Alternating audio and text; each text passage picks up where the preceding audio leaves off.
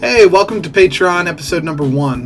This Patreon is sponsored by my friends and family or my subscribers who paid for the Patreon to have their questions in it. At the end of the Patreon, I'll put their names at the end, just because they have that tier in the Patreon. If you'd like to know more about the Patreon, I'll try and put the link below or, something like that. It's Lord Hippo Guy on Patreon. Very simple, nothing crazy. Go ahead and take a look. For our first question, it is from Hannah, and it says, for my 2 questions, could you explain the villain threat level system in One Punch Man? That is a great question, and of course I can. So the villain threat level goes Wolf, any potential threat that poses a danger to an unknown degree. So wolves normally are an unknown. You're not really sure what it is, but averagely if something is a wolf level, it could be very weak or it could be very strong. That's the confusing thing about there. There were some wolves that turned out to be very strong, notably Deep Sea King. He was a wolf at first until they found out later he was a demon level threat. But we'll get into that in a second. The next threat that we have is Tiger. Tiger is any threat to a large number of people. So a tiger can normally be taken out by a B-class level hero. B-class level heroes are strong, a little bit more superhuman, but nothing too crazy. So a B-class or lower, even a couple C-class heroes could take out a tiger level threat. Right above Tiger is going to be a demon level threat. A demon level threat says that it would need 10 A-class heroes to take out or 1 S-class hero. And that one's interesting because depending on what level the demon is could really change the whole thing up. Some demons are very strong, some demons are very weak, as we saw earlier.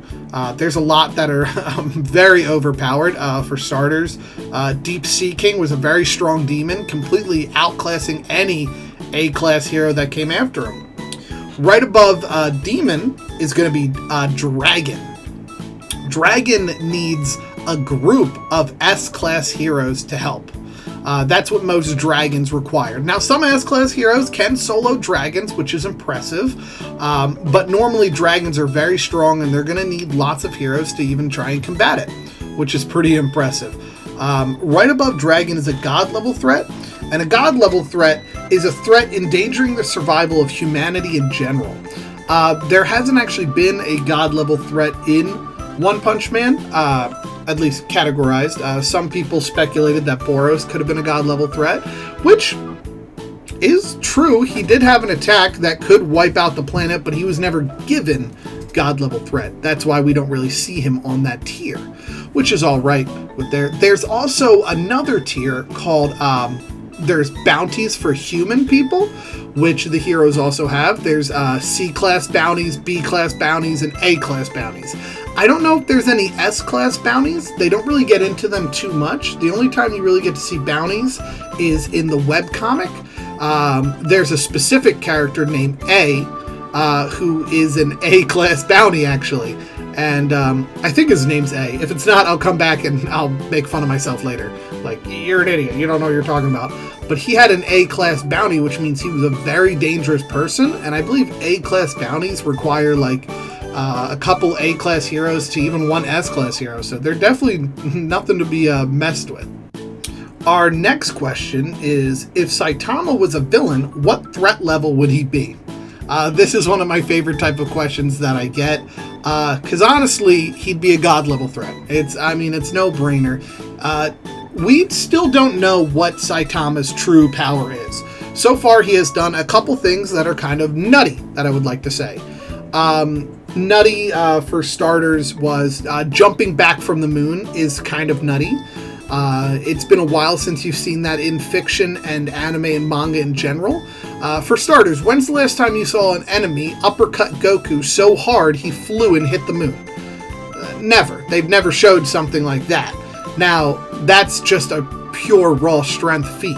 Another feat that One Punch Man's or Saitama has was knocking, quotation mark, on basically knocking on a different dimension and ripping through a different dimension. He ripped into a pocket dimension because he thought they were talking about his bald head.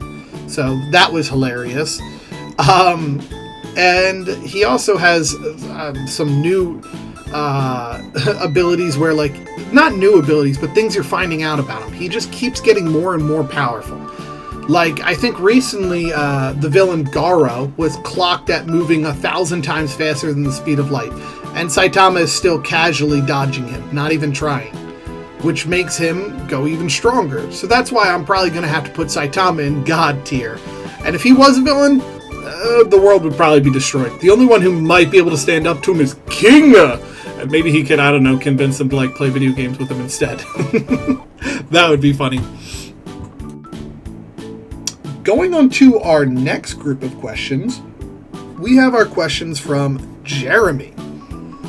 Jeremy's first question is, do you think Luffy will have another form during the War of One Piece? And if so, what would you expect? That is an excellent question and a very interesting one. Currently, Luffy has a very interesting form. Spoilers, so if you don't want to learn any spoilers about the manga right now, don't listen to this part and just scroll till I get to question 2.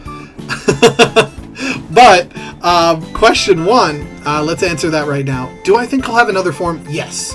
I think he'll have a pretty nutty, because right now he has a Toon form. Okay, he can pretty much do anything a Toon character can do. He can grow really large. He can turn into a giant version of himself. He can get hit and just flatten around something. He really is kind of ridiculous with his power. I think what a cool form would be for him to have is a completely, like, fourth wall breaking form. Now, I know that'd be super broken, and I don't think they're ever going to do that. But I'd love to see a fourth wall breaking form where he, like, grabs the panels and hits somebody. But I think what his actual form will become is he can just make himself into a full giant, but permanently covered in, like, hockey, something like an end-all be-all, like, Dark Souls boss. Like, imagine Luffy is now, like, 20 stories tall, covered in hockey, and just breaking through things like that. Man, that'd be so awesome. I'd love to see something like that. And for your second question, you asked, you're transported into the D&D type world with 4 other people you know.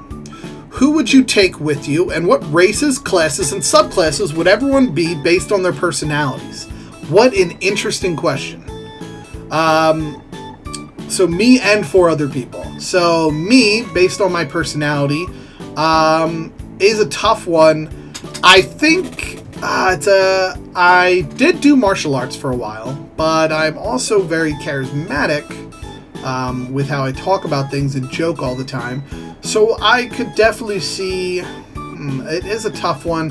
I think I'd go with maybe a warlock. I might make a deal with somebody for some power. You know, just a little bit of power. That way I can still be charismatic, joke, talk about things, but still have certain abilities that I can use, from swords to spells and things like that. Next would probably be my friend Jeremy. He would be a Goliath barbarian, and there's no question in my mind. Easy. The path of barbarian, probably either Path of the Bear, because he's pretty big and bulky, or Path of the Jujitsu Grappler. If that becomes the new path, I think I'd pick that one as well for him. Next, I'd probably see my friend Joe in there. And Joe would probably be a wizard because he is insanely smart and knows what he's doing. And it would be pretty hilarious to see him in the Dungeons & Dragons world. Or, if not that, I'd also put Joe as a monk, but in grappling, because he is insanely good at jujitsu and things like that. Also, fighter, I could see him playing that too. It's hard. It's hard to wrap it around. Let's see, that's 2 friends so far. Third friend that would join me in this D&D world. That is a tough one. Very tough. Let's go John. And John would definitely be a fighter. Nothing crazy. He'd be the fighter that can crit on 19s and 20s. At higher levels, he crits on 18s too. So, you know, he's champion. That's the fighter. That's the one that he would be. Oh, he'd also be a human. Joe would be an elf, I'd like to point out. Me, I'd probably be a human because I'm extremely boring like that. Or maybe a changeling because I don't like how I look and I change how I look. Boom. Big brain time. And then after that, let's get... ooh, that's a tough one. I'm going to put my friend Jake in there.